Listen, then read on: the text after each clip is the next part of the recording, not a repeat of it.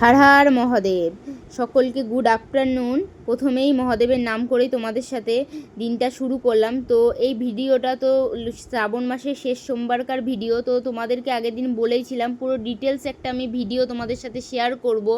মহাদেবকে আমি কিভাবে স্নান করালাম। আমার বহুত ভুল থাকতে পারে, কারণ আমি সঠিকটা জানি না, আমাকে শেখানোর মতো কেউ নেই। তো আমি যতটুকু জানি ততটুকু দিয়েই আমি মহাদেবকে স্নান করিয়েছিলাম। তো তোমাদের সাথে সেইটুকু আমি শেয়ার করতে চাই। তো সেই জন্যই আমি ভিডিওটা নিয়ে চলে এলাম।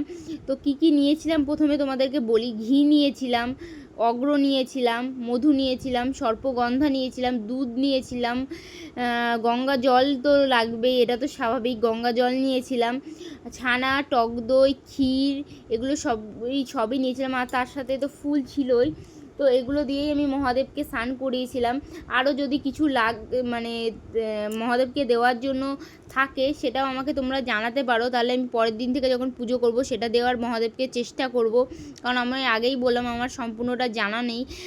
আর চন্দন তো তার সাথে ছিলই। আর ঠাকুরকে না স্নান করিয়ে যেন আলাদাই একটা, মানে কি বলবো, মন থেকে বলছি, আলাদাই একটা শান্তি যেন কাজ করছিল।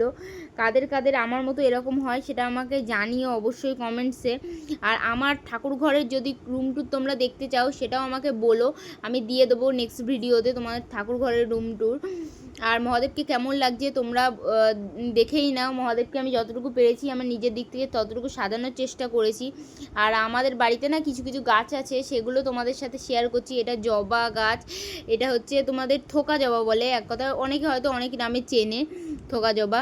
তো আর এই গাছটার নাম যদি তোমরা কেউ জানো আমাকে অবশ্যই কমেন্টসে জানিও। আজকের ভিডিও তোমাদের কেমন লাগলো সেটাও আমাকে জানাতে ভুলো না। আজকের ভিডিও তোমাদের যদি ভালো লাগে অবশ্যই লাইক, কমেন্ট, শেয়ার, সাবস্ক্রাইব করতে ভুলো না। তোমাদেরকে তো আমি বললামই আমাদের বাড়ির সামনে পুজো হচ্ছে, যার কারণে রেডি হচ্ছিলাম। তো নেক্সট ভিডিওতে কি খেলাম না খেলাম, কোথায় গেলাম সেটা আমি অবশ্যই দিয়ে দেবো। আজকের মতো টাটা।